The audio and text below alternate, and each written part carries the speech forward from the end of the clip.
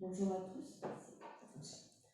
Je tiens tout d'abord à remercier nos trois intervenantes d'avoir accepté de participer à cette table ronde accompagnement et personnalisation des parcours.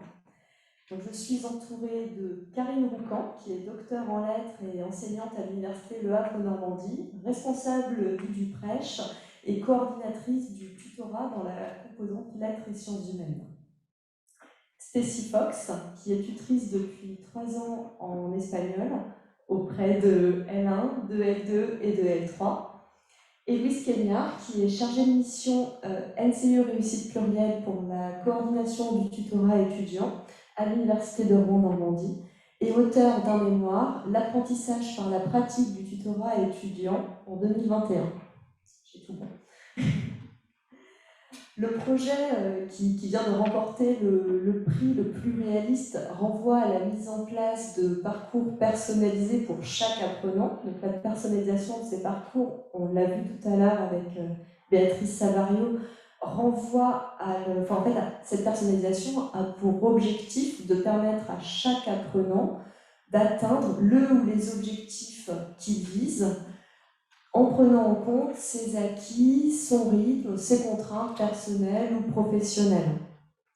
Et on voit aussi dans ce projet, l'accompagnement est pensé pour l'apprenant via un conseiller et un coach garant de parcours. Alors, des dispositifs de formation ou d'accompagnement visant à individualiser les parcours sont déjà mis en place dans les universités et les organismes de formation, comme nous allons voir avec nos intervenantes.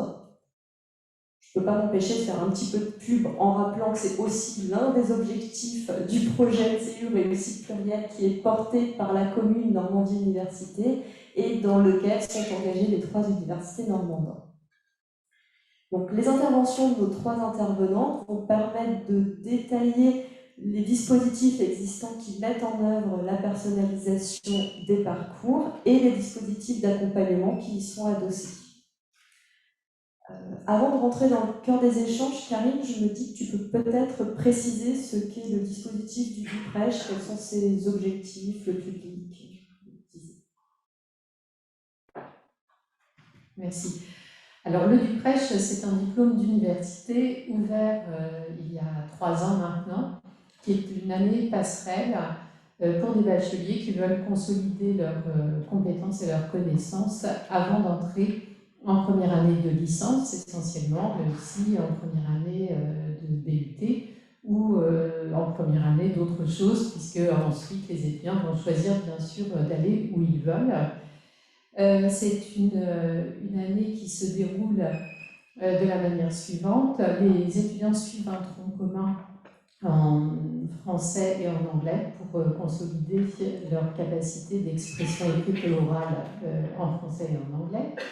Le tronc commun se compose également d'ateliers de compétences méthodologiques, de compétences personnelles et interpersonnelles.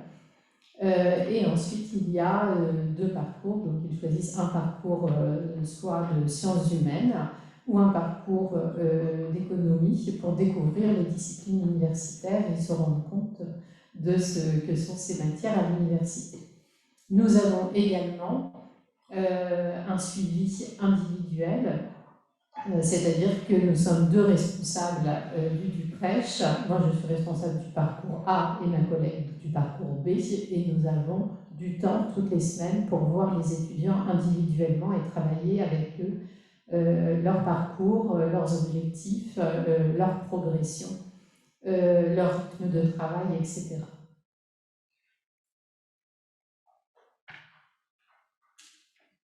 Merci.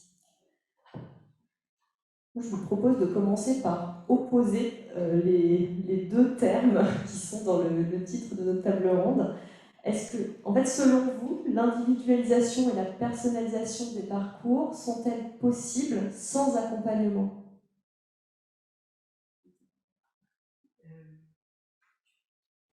Oui, donc mon premier réflexe, ça a été d'essayer de voir les définitions de l'individualisation et de la personnalisation, si je peux me permettre, on en a parlé avec Karine. Et justement, cette idée de personnalisation qui nous a été très bien présentée en amont, qui rappelle l'intérêt d'être face à une personne, et une personne dans son environnement qui va créer des liens. Et cette création de lien est quand même un outil principal de l'accompagnement. Je parle d'outil puisque je fais référence à Eliapol. Et donc, pour moi, l'accompagnement dans des parcours personnalisés, pas forcément individualisés, est un outil très précieux parce qu'il va permettre justement de sécuriser les apprenants et donc de pouvoir les aider à être en relation avec leur environnement. Et là, je parle particulièrement de l'environnement universitaire parce qu'on sait que la compréhension des règles à l'université est un des facteurs de réussite principale ou au contraire d'échec. Et donc pour moi, un parcours personnalisé à l'université, si on ne veut pas qu'il soit inégalitaire, il faut aussi permettre aux étudiants qui ont cette difficulté à établir ces liens, vraiment il faut le permettre. Et pour ça, je suis persuadée que c'est l'accompagnement qui le permettra, et plus particulièrement l'accompagnement entre pairs sur cette question-là. Voilà. Donc, pour moi, je rejoins tout à fait ce que dit Louise, même si pour moi la question était beaucoup plus obscure quand nous avons préparé le DuPrêche et ouvert le DuPrêche, c'est-à-dire que individualisation et personnalisation, pour moi, c'était à peu près la même chose. En tout cas, j'avais plutôt conscience qu'il fallait s'adapter aux étudiants et leur permettre de tracer leur chemin. Selon leur point de départ, en tout cas leur point de départ à l'université, leur objectif souvent flou. Alors, pour revenir à la question de Noémie, parce que je ne vais pas revenir sur ce que tu as dit, Louise, parce que c'est justement très clair. Est-ce qu'il y a besoin d'accompagnement? Oui, bien sûr, ça me semble indispensable. En tout cas, dans ce que j'observe, ou ce que nous observons hors du prêche, ou bien en première année, puisque je m'occupe aussi du tutorat, c'est que les étudiants sont souvent perdus, ne savent pas forcément exprimer leur motivation à faire des études, sentent qu'ils sont bien ici, c'est un objectif qui reste souvent très très flou, et surtout se connaissent très très mal, ce qui est normal, c'est l'âge où on se connaît très peu parce qu'on devient adulte, et n'ont pas les codes, enfin moi j'appelle ça comme ça, j'ai pas un vocabulaire très sciences de l'éducation, donc je suis parfois un peu perdue aussi dans tous ces termes. N'ont pas les codes et ont besoin d'endosser effectivement ce métier d'étudiant, ce rôle qui va être le leur ici. Et il y a souvent des tensions entre leur représentation, leur vie, leurs contraintes. Parfois j'appelle ça le choc des cultures, que ce soit une culture personnelle, une culture sociale, peu importe, mais en tout cas une difficulté à s'adapter. Pour ouvrir le DuPrêche, on a réfléchi, je regarde mes collègues qui ont accompagné et initié ce projet. Nous nous sommes interrogés sur les causes de l'échec en licence, les causes de l'échec en première année, et c'est pour ça qu'on a choisi une orientation plus sur les compétences personnelles et interpersonnelles, plus que méthodologique, même si bien sûr on travaille la méthodologie. Et on se rend compte que l'échec est dû à un manque de confiance en soi, un manque de connaissance des codes, un manque de projection personnelle dans sa vie, etc., etc. Et tout ceci, sans accompagnement, me semble impossible.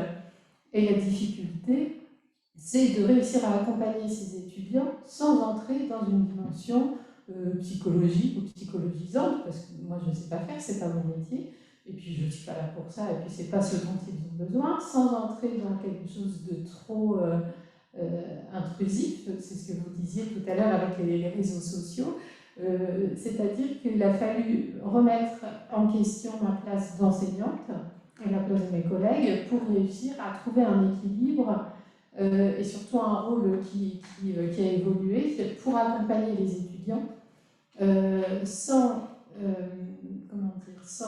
entrer dans leur vie, même s'il faut les considérer comme des individus à part entière, et ça c'est très important, et sans être trop directif, parce que en tant qu'enseignant, on est toujours un peu, voilà, on a tendance quand même à dire ce qu'il faut faire et ce qu'il ne faut pas faire, et ça oblige à trouver un équilibre qui est fragile. Et donc cet accompagnement, je vous laisse la parole tout de suite après, cet accompagnement, il est de notre part pour les étudiants, mais finalement c'est aussi ce qui se passe avec les étudiants qui fait qu'on évolue et qu'on a besoin peut-être d'être accompagnés nous-mêmes par leur réaction, et entre nous et par les ingénieurs pédagogiques, etc. C'est un vrai travail commun où tout le monde redéfinit sa place.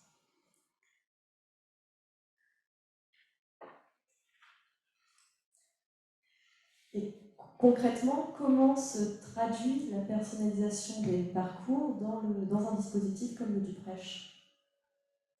Alors il y a dans un premier temps quelque chose de très simple qui est maquetté. Donc il y a 2 parcours, et ça c'est déjà très important, c'est-à-dire que l'étudiant doit choisir entre une dominante, un parcours sciences humaines et un parcours sciences économiques. Et ça déjà ça pose question et ça demande un accompagnement, puisque en général il passe le mois de septembre à choisir et à naviguer de l'un à l'autre, et parfois toute l'année. Et donc on a choisi de laisser ces possibilités ouvertes. Alors c'est parfois difficile à gérer, mais c'est nécessaire pour qu'ils puissent découvrir, parce qu'il y a, et là l'accompagnement prend tout son sens, il y a parfois des étudiants qui se sentent un peu en échec dans le parcours sciences humaines et donc demandent à aller dans le parcours sciences économiques parce que ça leur permet de changer, ou parfois ça leur permet de ne pas, on est tous comme ça, face à l'échec, on a toujours envie de penser que c'est à cause que c'est une cause extérieure, en tout cas que ça vient pas de nous, et c'est une étape parfois pour revenir à une réflexion sur soi-même. Et puis parfois c'est parce que le parcours ne leur convient pas, tout simplement. Donc il y a déjà cette possibilité de choisir un parcours puis l'autre ou l'autre. Ou parfois de faire les deux. Il y a des étudiants qui essaient de faire les deux parcours.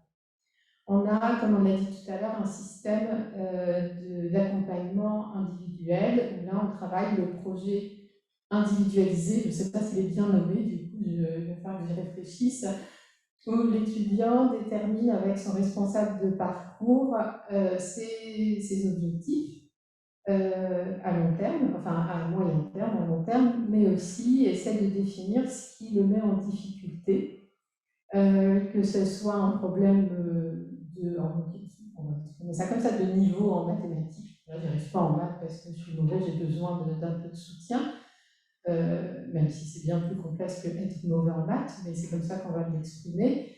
Ou bien un problème d'organisation, j'ai cours à 8h, mais mon train arrive à 8h20. Ou bien un problème personnel, ou bien un problème, je ne sais pas, tous les problèmes peuvent exister. Et c'est pour ça que là, l'entretien individuel est important, puisque du coup, l'étudiant ne se confie qu'à son responsable de parcours et n'a pas besoin de le dire à tout le monde. Si c'est un problème qui concerne, qui a besoin d'une aide extérieure, on va l'orienter vers le service médical, le service handicap, le service social, etc., etc. Et donc, à partir du constat que l'étudiant doit apprendre à faire par lui-même, ce qui n'est pas chose simple, on va demander à l'étudiant de trouver une solution réaliste qu'il peut mettre en place facilement et efficacement. Quitte à ce que l'étudiant erre un peu dans toutes les solutions qu'il peut entrevoir. Par exemple, c'est un peu caricatural, mais voilà, je suis mauvais en maths, je travaille les maths et j'ai 6 de moyenne, donc je vais arrêter de bosser les maths. Donc on va laisser l'étudiant, s'il a envie d'arrêter de bosser les maths, on va lui dire, voilà, arrêtez de travailler les maths, et puis on se revoit dans une semaine, 15 jours, et on voit ce que ça donne. L'idée, c'est qu'il n'y a pas d'erreur, enfin que l'erreur n'est pas négative, et qu'il n'y a pas d'échec, et que parfois on a besoin d'en passer par là pour réussir. Bon, forcément, ce n'est pas toujours compréhensible d'avoir cette démarche, ce n'est pas toujours facile de dire à l'étudiant abandonne quelle matière ou arrête de travailler, on verra bien ce que ça donne, parce que nous, on se dit qu'on sait bien ce que ça va donner, ça ne va rien donner de bon. Et finalement, on se rend compte que parfois, ça donne du bon. Parce qu'arrêter quelque chose qui fait souffrir, comme être en échec dans une matière alors qu'on y passe énormément de temps, c'est déjà aller vers le mieux-être. Donc voilà en quoi consiste l'accompagnement individuel. On se permet à peu près tout, en tout cas en concertation avec l'étudiant, et on ne va pas à l'encontre de ce qu'il veut faire. Il y a des ateliers méthodologiques, notamment en lien avec la bibliothèque universitaire, en tout cas on les développe de plus en plus, et des ateliers où on va travailler soit directement les compétences personnelles et interpersonnelles, on peut penser par exemple à Talent Campus, ou des ateliers méthodologiques, mais qui sont fondés sur les compétences personnelles et interpersonnelles, comme des méthodes de prise de notes qui prennent en compte la spécificité de chacun, ou l'atelier sur l'oral, on s'appuie sur la méthode de Stéphane de Freitas, porter sa voix. Donc on essaie de trouver des méthodes qui ne répètent pas le cours. Et qui permettent justement à l'étudiant de faire son propre chemin dans tout ça. Et du coup, on a des étudiants qui vont apprendre à avancer selon leur rythme, selon leur envie et à se questionner sur ce qu'est réussir ou ce qu'est échouer. Mais j'anticipe peut-être sur la suite. Ça va? Voilà. Par exemple, on a fait le jury de session 2 et on a 2 étudiants qui n'ont pas validé le DUPRECH parce qu'ils n'ont pas assez progressé en expression écrite et orale. Et donc leur note, même en session 2, n'est pas suffisante. C'est Teddy et Elena. Et Teddy et Elena, pourtant, sont acceptés dans la licence qu'ils voulaient l'année prochaine. Teddy a même été accepté dans plusieurs licences de plusieurs universités. Donc, ils sont contents, bien sûr, nous aussi, mais en même temps, ils sont très déçus parce qu'ils n'ont pas réussi le DUPRECH. Et donc, je les vois vendredi pour faire le bilan avec eux et pour surtout leur indiquer que de ne pas avoir réussi le DUPRECH, c'est surtout ne pas avoir réussi le français, et que donc l'expression écrite va leur poser problème en licence et que ça n'est pas fini. Et là, on est sur tout de même une belle réussite, puisqu'on a d'autres étudiants qui ont réussi le DUPRECH, mais qui n'ont pas eu leur premier vœu pour l'année prochaine. Voilà un peu le type d'accompagnement que nous faisons. Merci. Alors, certaines critiques sont parfois adressées à la personnalisation des parcours au motif qu'elle pourrait rompre l'égalité entre les apprenants. J'aimerais bien vous entendre là-dessus.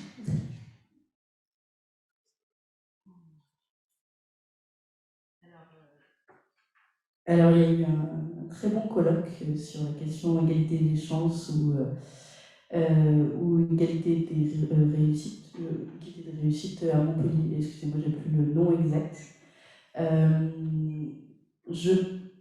De toute façon, et c'est un texte que j'ai consulté juste avant de Sylvain, je vais vous donner le nom quand même, Sylvain Connac, 2021. Qui expliquait que l'individualisation, justement, allait amener de l'inégalité. Parce que l'individualisation, il va porter ses fruits sur des étudiants qui connaissent et qui arrivent à se saisir de ces outils qu'on leur met en œuvre. Pour moi, l'égalité, c'est justement réussir à ce que toutes les personnes, tous les étudiants, puissent se saisir des compétences et des connaissances qu'on leur transmet à l'université. Et donc l'intérêt, c'est non pas de donner la même chose à tout le monde, parce que si on donne la même chose à tout le monde, de toute façon, les gens vont s'en saisir de façon différente, mais au contraire d'aller vers la personnalisation pour que tous les étudiants et toutes les étudiantes puissent s'en saisir au mieux et se l'approprier pour aller vers des réussites, parce que je crois au pluriel de réussite. Voilà, donc égalité, je suis pas, je dirais plutôt sur équité. Et je pense que l'accompagnement est un outil pour aller vers l'équité. Mais un des outils, pas le seul.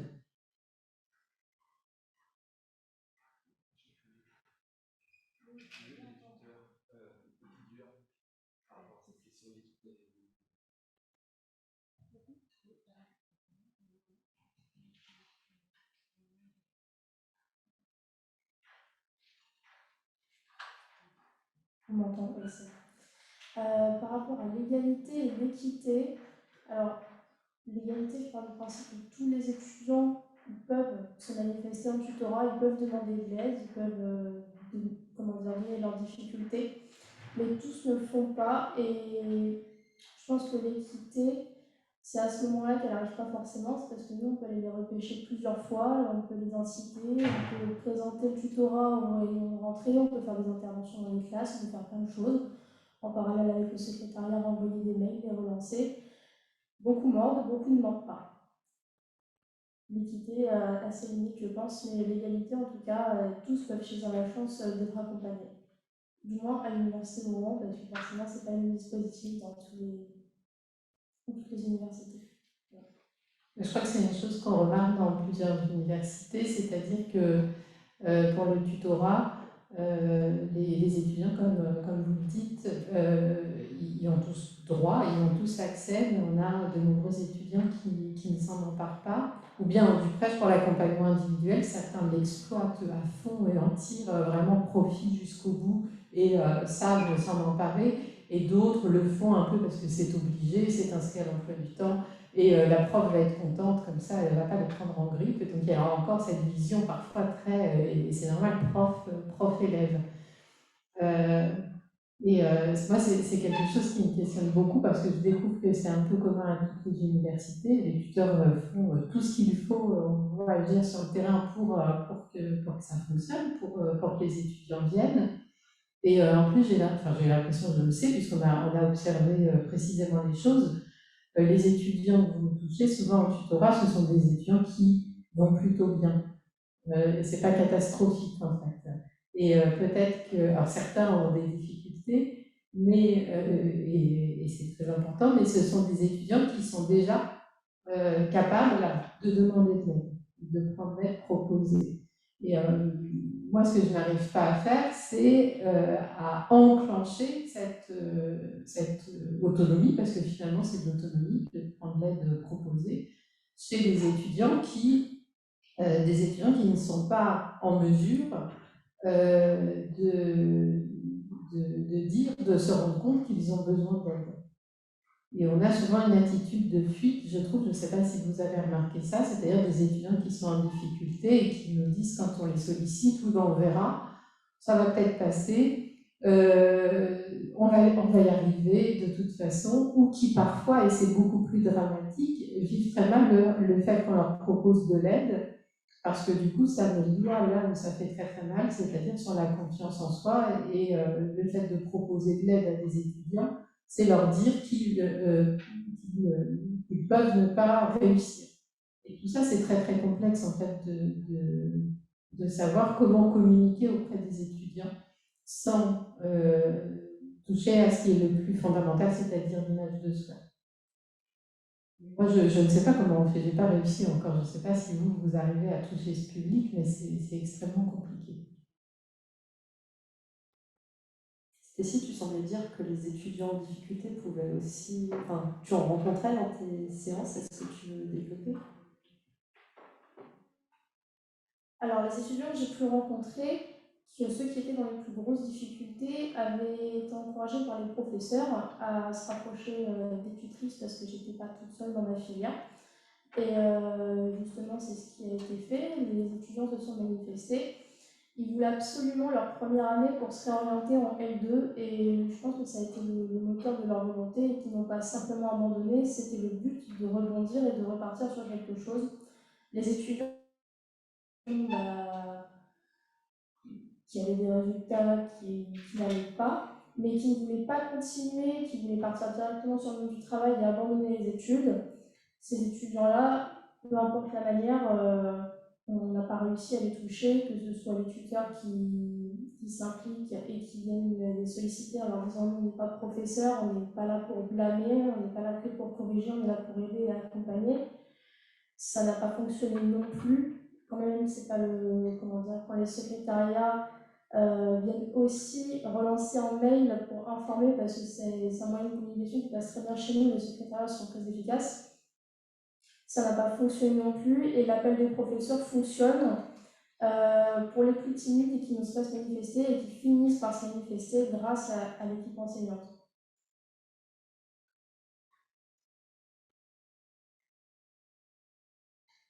Moi, je voulais juste rebondir sur la notion d'égalité, équité. Alors, il y a un petit dessin, pour ceux qui voient qui voient pas forcément la différence très claire entre les deux, il y a un petit dessin qui est très connu. Il y a 3 personnes, donc une personne de taille adulte, un enfant et puis quelqu'un, tout petit, un bébé, qui regarde par-dessus une barrière, je sais plus, une course de chevaux ou un match de foot pour faire plaisir à Jérôme qui est en face de moi, donc, et à Gabin qui est là-bas, et qui regarde en fait par-dessus la barrière. Et donc ils sont debout sur le sol, et l'adulte peut voir par-dessus la barrière, l'enfant et le bébé ne voient rien. L'égalité, en fait, ça serait de donner à chacun un petit marchepied, mais de la même taille, et sur lequel ils pourraient tous monter. Donc, et là, en fait, on voit que sur le dessin, l'adulte voit toujours au-dessus de la barrière, mais l'enfant et le bébé ne voient toujours pas. Et l'équité, en fait, c'est d'adapter la taille du marchepied à ce dont ils ont besoin, en fait. Donc, l'adulte, on n'en a pas, parce que lui, il est debout et qu'il voit très bien. L'enfant a un marchepied, je crois, d'une marche, et le bébé, lui, en a 2, en fait. Et là, on adapte l'accompagnement à ce dont ils ont besoin pour arriver, en fait, au même résultat, et on peut imaginer au même objectif d'apprentissage, etc. Voilà, c'est un petit dessin qui...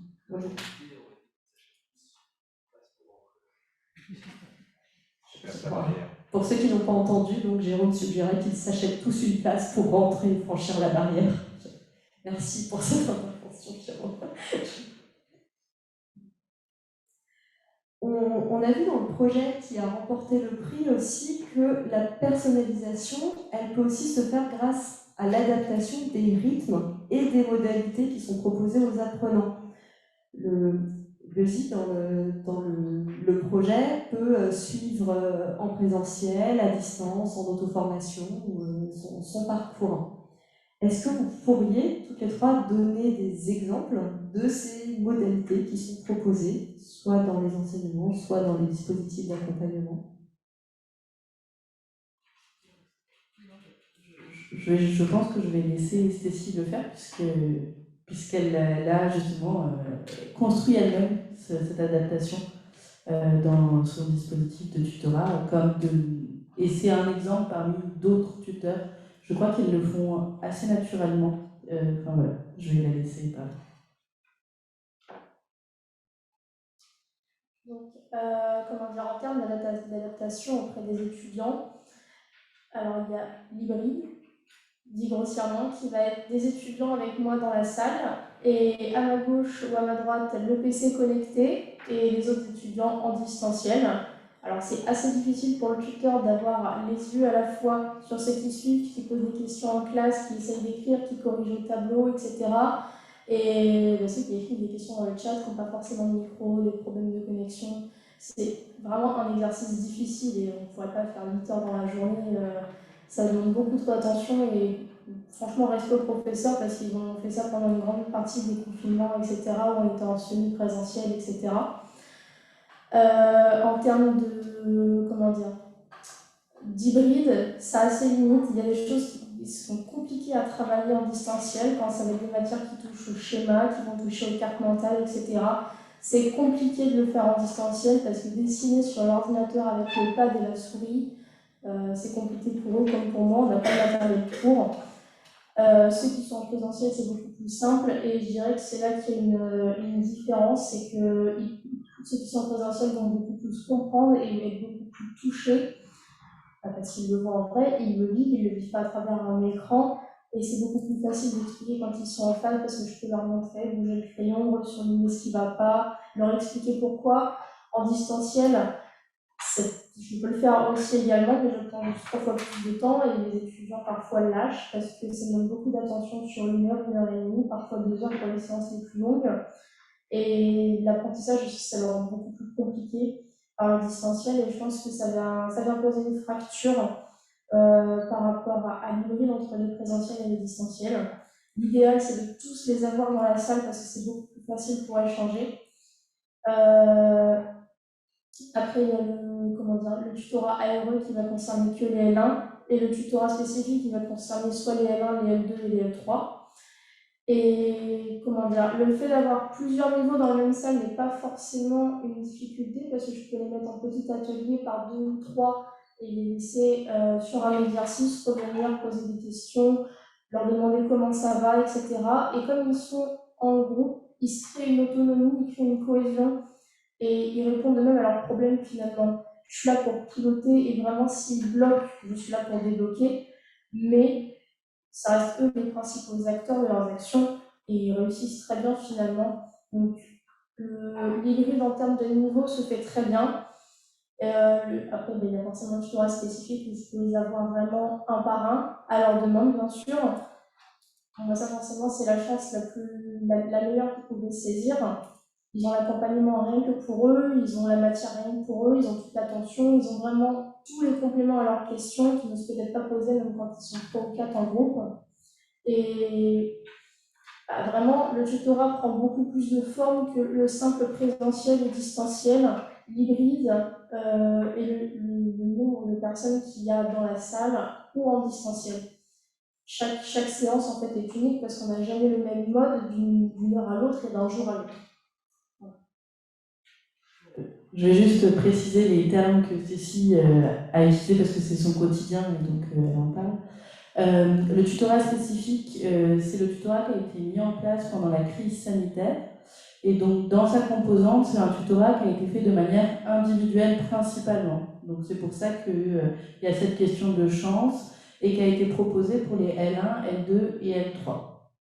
Le tutorat ARE, donc c'est accompagnement à la réussite étudiante, c'est du tutorat qui est plus celui qu'on a depuis 2017 et encore avant, c'était pas sous ce type de dispositif, et qui va rester même après la crise sanitaire et qui demande un appel à projet interne au sein de l'université de Rouen-Normandie et donc est souvent privilégié sur les L1 et va se faire plutôt en séance de groupe.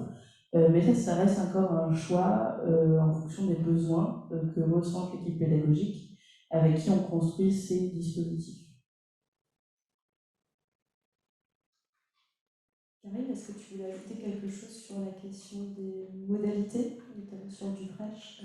Oui, alors sur le tutorat, alors, il y a eu un énorme travail fait par la mission d'appui à la pédagogie.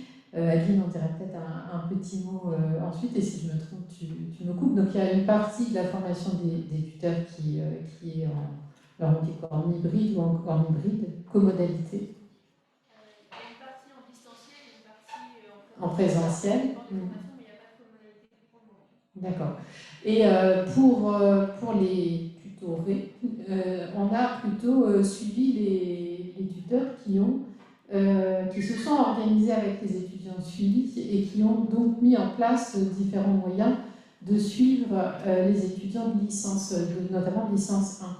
Donc ça nous a posé quelques questions, nous aussi, de Discord, qui a presque créé la Discord d'ailleurs, puisque effectivement, ils se sont organisés en Discord et on a choisi de ne pas faire partie, voilà, ils nous ont prévenu qu'ils créaient un groupe Discord et on a choisi de ne pas en faire partie en leur demandant de nous prévenir dès qu'il y aurait éventuellement un problème, parce qu'on ne voulait pas briser cette autonomisation des tuteurs, parce que c'est important de prendre conscience que les tuteurs sont aussi nos étudiants et qu'on a aussi un devoir de les former et de leur apprendre à travailler.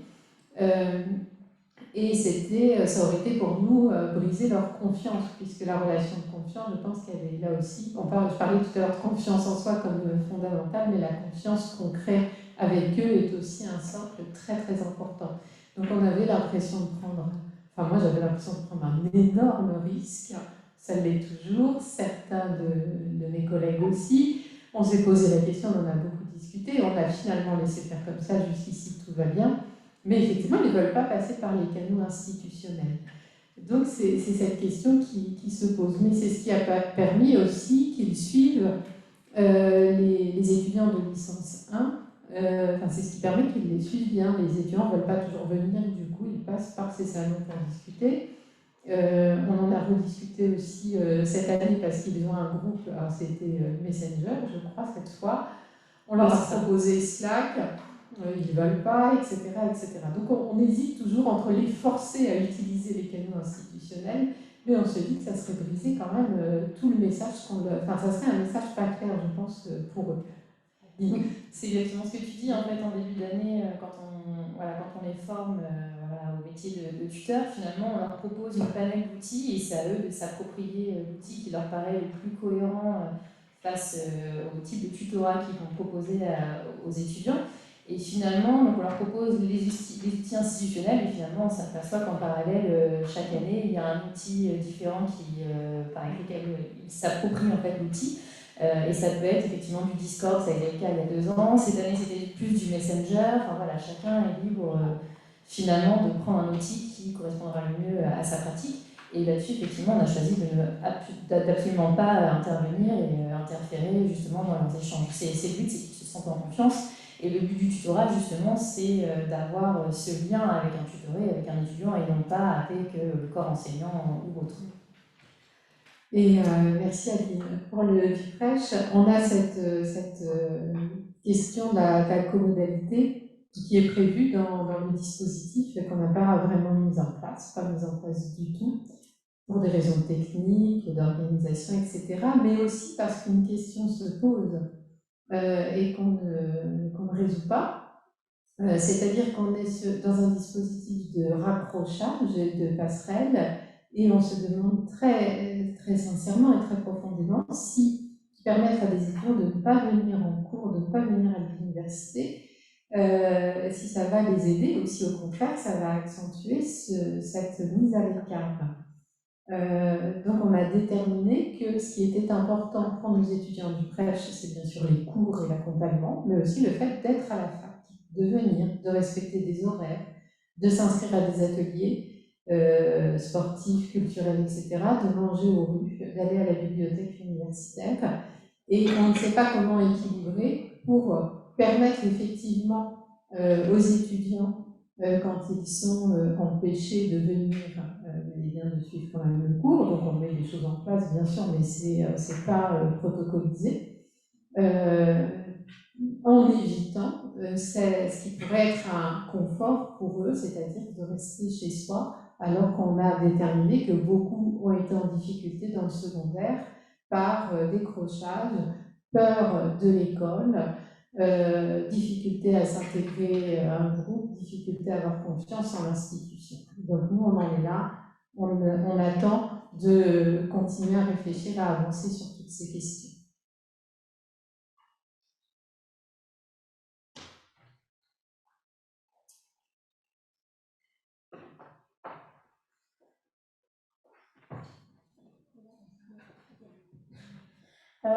Du coup, je voulais faire un apport par rapport au réseau sur lequel on échange avec nos étudiants.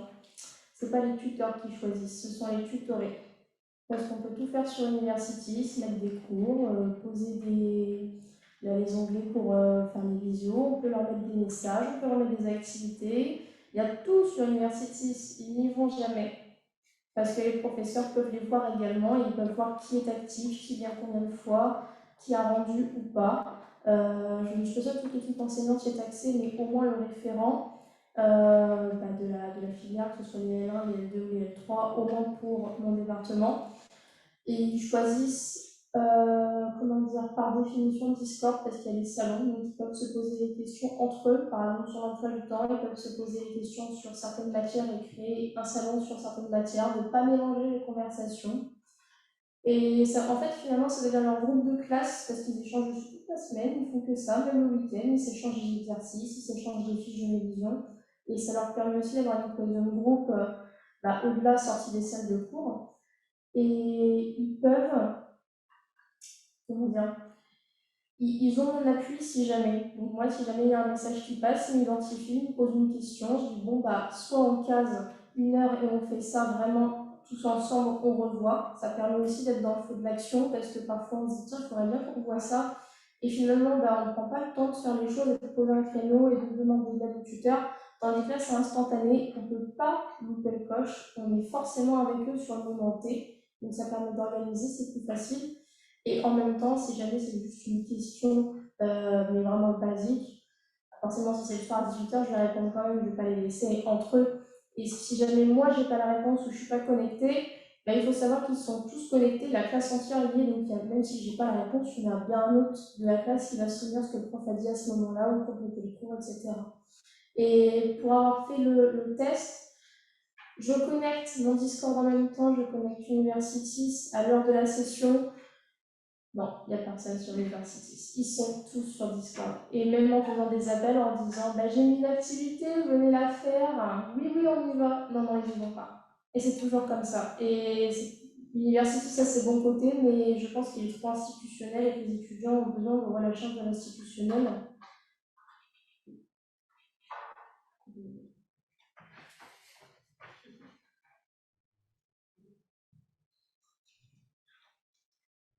Par rapport à ces éléments-là, nous, on a régulièrement des soucis par rapport à ces réseaux parallèles qui se mettent en place par les étudiants sur des étudiants qui se font ostraciser. Parce que nous, généralement, qui se font mettre à l'écart par le groupe, parce qu'il y a un problème interpersonnel qui se met en place, et il est banni du groupe, ce que nous, généralement, on ne fait pas dans les systèmes institutionnels.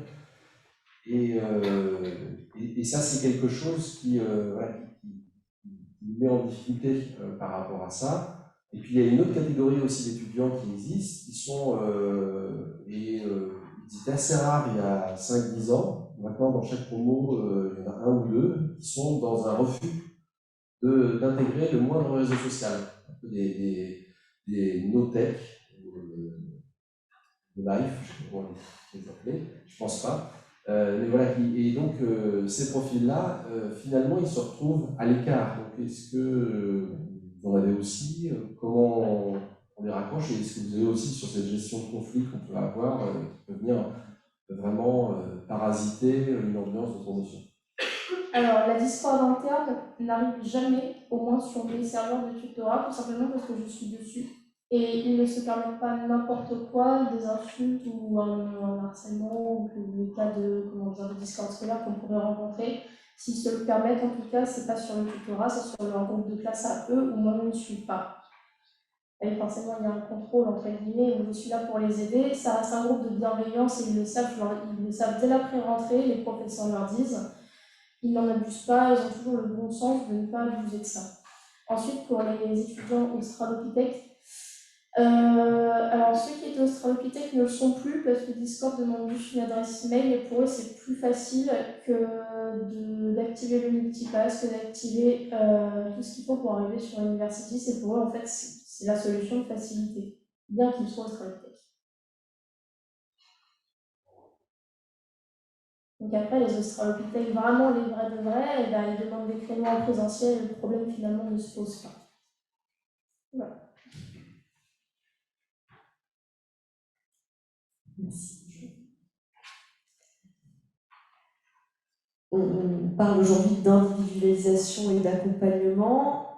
Stécie, quand tu as présenté tes séances, on a vu qu'il y avait des séances individuelles, des séances en groupe. Est-ce que, selon vous, toutes les trois, le tutorat doit être individuel ou est-ce qu'il doit être plutôt lors de séances collectives?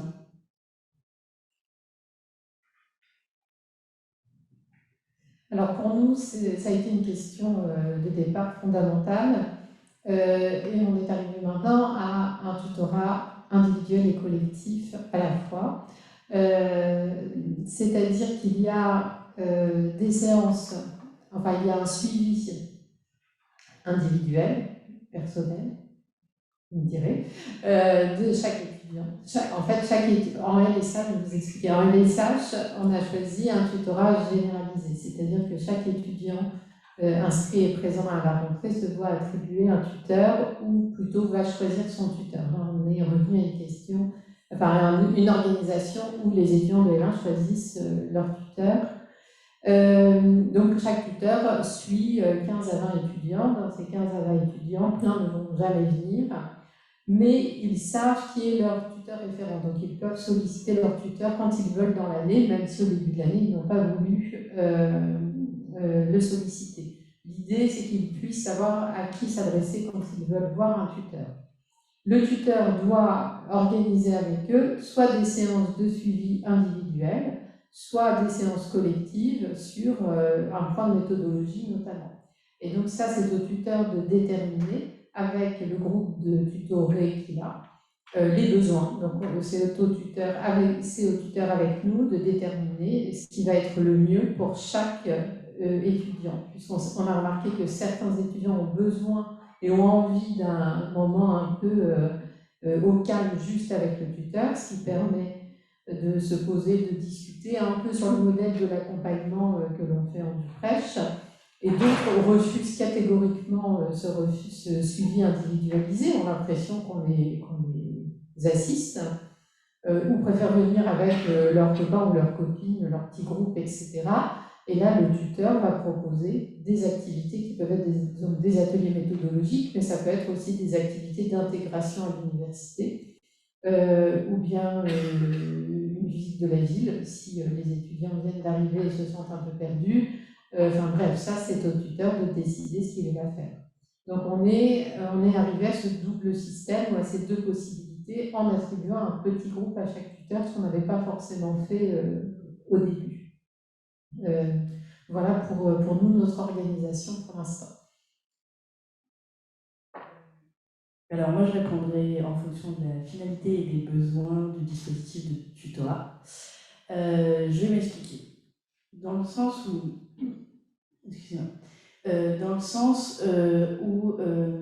pour moi le tutorat c'est un dispositif qui n'a pas pour but de durer dans la vie de l'étudiant. C'est-à-dire qu'il est là pour aider l'autonomisation de l'étudiant. Et donc, soit ça va être un besoin disciplinaire, et dans ce cas-là, des séances en petits groupes sont tout à fait pertinents parce que en plus, on sait qu'en petit groupe, on apprend mieux, donc je trouve que c'est peut-être plus adapté. Soit ça va être des séances, ça va être une finalité sur la question de l'intégration, des méthodologies, de l'assimilation, si on reprend la question du métier d'étudiant. Et dans ce cas-là, ça va dépendre du besoin et surtout où en est l'étudiant. Je pense que le tutorat en séance individualisée peut permettre une sécurisation au début, en tout cas, des étudiants. Et le tuteur aura pour but que cet espace de sécurisation permette l'intégration au groupe pendant ou après. Et que ça peut être intéressant de commencer sur des séances de tutorat en individuel, soit de les garder en s'assurant qu'il y a un espace de socialisation après dans la formation, ou alors de commencer en individuel et petit à petit passer par exemple en groupe de 3, et puis après en groupe de 5, etc. jusqu'à un groupe d'une dizaine. Nous on préconise 10 étudiants pour une séance de tutorat avec un tuteur. Ça dépend en fait de la progression et de l'apprentissage qu'on souhaite mettre, et je pense que le tutorat peut aussi être un espace de progression sur le travail en groupe, et dans ce cas-là on peut imaginer passer au début sur des séances individuelles. Voilà.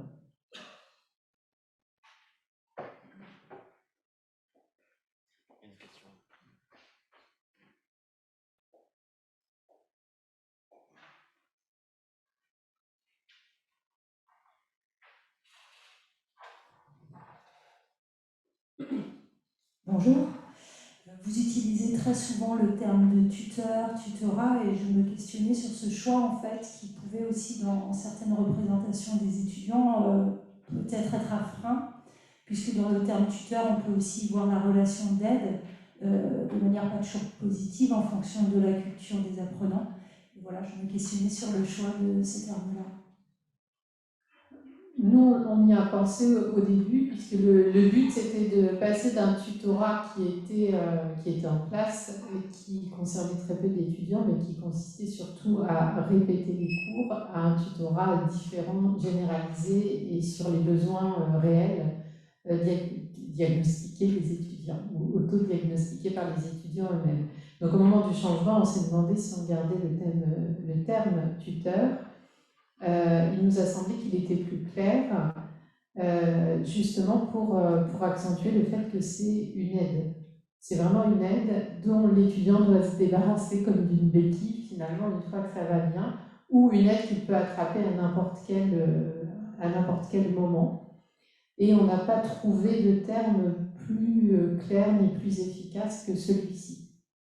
Mais effectivement, ça demande une explicitation constante auprès des tuteurs que l'on forme, auprès des tutorés et auprès de l'équipe enseignante et de l'équipe administrative. C'est un terme qui demande à être éclairci à chaque fois.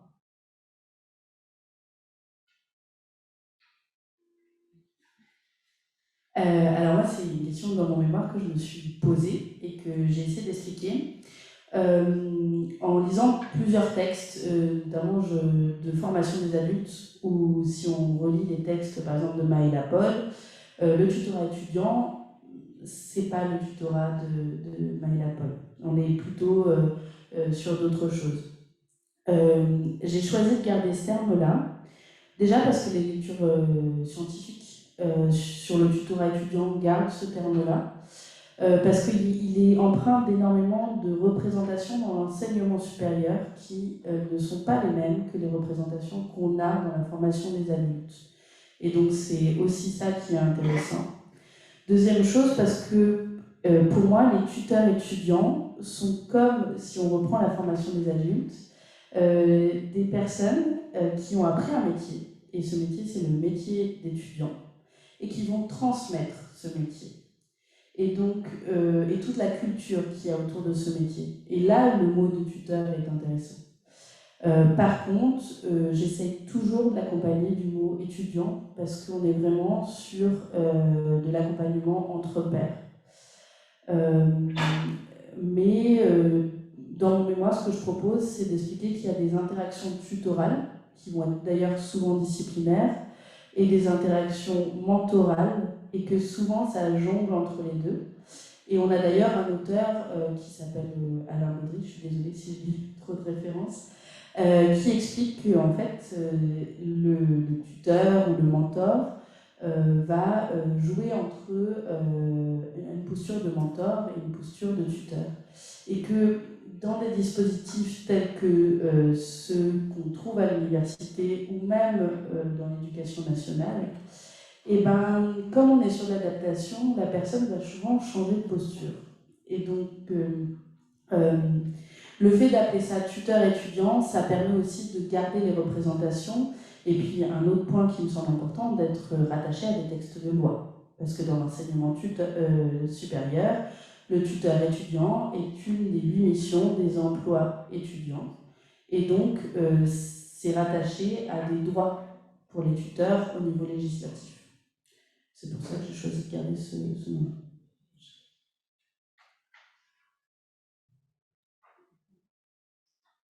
Je vais passer à ma dernière question pour ne pas mettre à mal le timing. Je vois le regard insistant de Cécile. Et comme je sais que vous avez toutes les trois plein de bonnes idées à nous partager, j'aimerais savoir ce que vous imaginez comme dispositif de tutorat en 2030.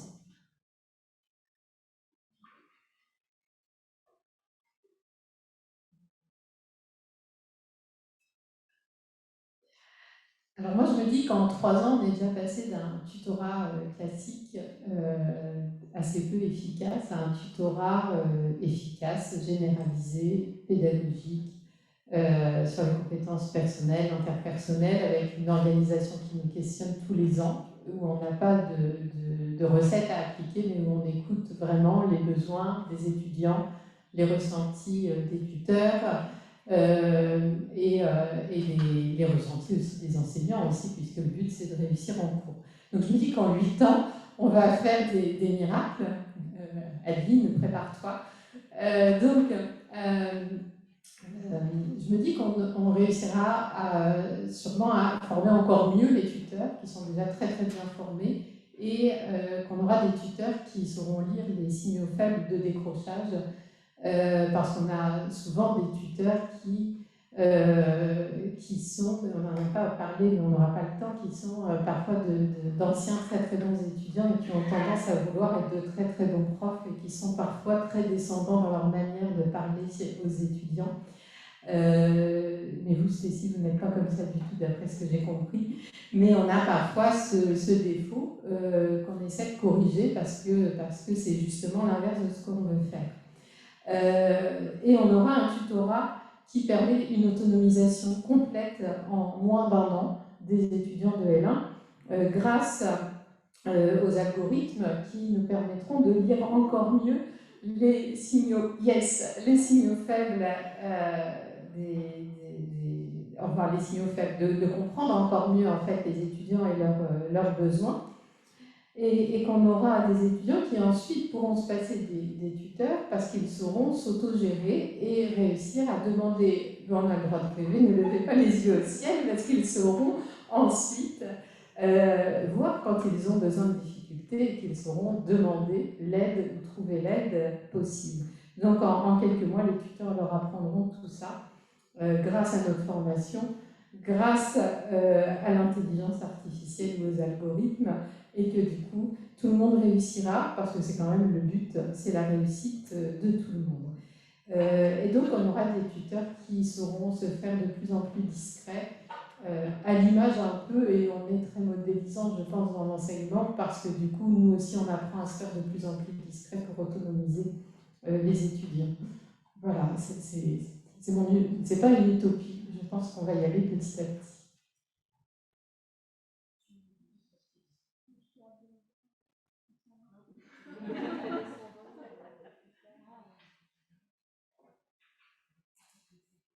Alors, le côté condescendant des tuteurs, c'est encore pire. Non, pas du tout. Le côté, non, la seule chose que je leur demande, c'est du respect, c'est-à-dire de ne pas crier dans la classe, de ne pas acheter les tables ni les chaises, et d'être gentils. Hein. Ils peuvent parler sans lever la main, il n'y a pas de souci. Ils peuvent aller aux toilettes sans demander, parce qu'à chaque fois, ils disent toujours Stécie, on peut aller aux toilettes. Et je leur dis toujours non. Et je leur souris, je dis bon, allez. Et ça brise la glace avec eux, et ils voient très bien que je ne suis pas du tout le tyran dictateur qui va leur dire alors vous faites comme ça, je suis le prof et vous êtes les élèves. Et ça casse la glace directement. Quoi. Oui, mais c'est dans la blague que je leur fais que ça brise complètement la glace, et voilà. Et non, je pense aussi. Alors, je ne sais pas combien de temps il me reste. Ok, 2 minutes. Je finis. D'accord. Oula. Je finis mon mémoire, je vais juste raccrocher avec ça. C'est pas sur la question de qu'est-ce que le tutorat apporte au tutoré, mais qu'est-ce que le tutorat apporte au tuteur. Et donc, je vois que j'ai commencé à faire des hypothèses qui ont commencé à se révéler un petit peu, que le tutorat va être une expérience surprise, mais mieux que ça va être un espace réflexif sur les expériences étudiantes des tuteurs. Donc déjà, un espace réflexif, je pense qu'il y a des gens qui ont les yeux qui pétillent dans la salle. Et puis, la deuxième chose, et ça a été une belle surprise, mais vous allez me dire, on pourrait s'y attendre, le tutorat va permettre de développer la confiance en soi, le sentiment d'efficacité personnelle des tuteurs et surtout des tutrices. Et donc ça, ce sentiment d'efficacité personnelle, moi je pense que c'est particulièrement important pour lutter contre les inégalités à l'université, mais aussi dans la vie, parce que ça a énormément de conséquences sur l'orientation, sur apprendre. Quand on a l'impression d'échouer partout, on n'arrive plus à apprendre, sur sa capacité à réussir, parce que quand on pense qu'on n'est pas capable, on n'arrive plus aussi à réussir, à utiliser en tout cas les ressources qu'on a déjà. Et donc moi, je pense que ce qui serait intéressant en 2030, c'est d'avoir beaucoup plus d'espaces qui permettent de développer les sentiments d'efficacité personnelle, et que le tutorat est un espace, le tutorat étudiant est un espace permettant ça. Et donc d'imaginer des dispositifs de tutorat qui soient avec des étudiants tuteurs qui ne soient pas des bons étudiants. C'est-à-dire des étudiants, par exemple, qui viennent de redoubler. Parce que le redoublement est encore vécu aujourd'hui, et je pense malheureusement, à part quand l'utopie sera malheureusement vécu comme un échec. Et je pense que ces tuteurs seront particulièrement intéressants parce qu'ils auront un langage envers les tutorés qui sera le langage, qui sera ce qu'on appelle la congruence sociale, c'est-à-dire qu'ils arriveront à parler avec les mêmes mots et peut-être à mieux les comprendre, à vraiment partager une expérience entre pairs. Et donc, ce tutorat sera particulièrement bien accompagné, parce qu'il ne faut surtout pas que ça devienne un échec pour ces étudiants qui viennent de vivre un échec. Mais il permettra de développer leur sentiment d'efficacité personnelle et on pensera justement plus d'espace où l'erreur est permise à l'université. Parce que je pense que c'est ça qui est important. Et je pense que l'erreur sans évaluation, l'erreur qui est vraiment apprenante, elle peut aussi être émancipatrice. Et ça, je reviens à la notion de formation des adultes. Et que l'université, en 2030, sera émancipatrice pour tous les étudiants. Et ça serait une très très belle réussite. Et pour ça, il faut des espaces apprenants aussi pour les étudiants qui ont eu des échecs, parce qu'il y en aura toujours. Je propose qu'on s'arrête là sur cette belle note d'espoir. On se parler.